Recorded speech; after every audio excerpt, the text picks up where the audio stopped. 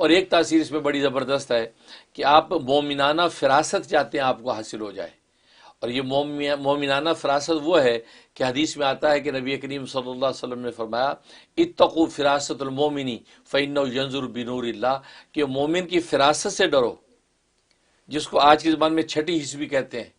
مومن کی فراست سے ڈرو کیونکہ یہ اللہ کی نور کی آنکھ سے دیکھتا ہے۔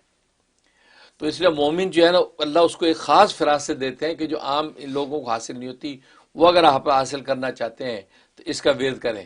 اور اس کا وہی طریقہ ہے کہ نیت اب آپ نے فجر اور سنت درمیان پڑھنے کی اب مومنہ فراست کے لیے، حافظے کے لیے نیت نہیں کی، آپ نے نیت کی کہ مجھے وہ فراست حاصل ہو جائے، کسی کی بات سنو اس کی تہہ تک پہنچ جاؤں، شخص کو دیکھوں حقیقت کھل جائے، یہ فراست ہے۔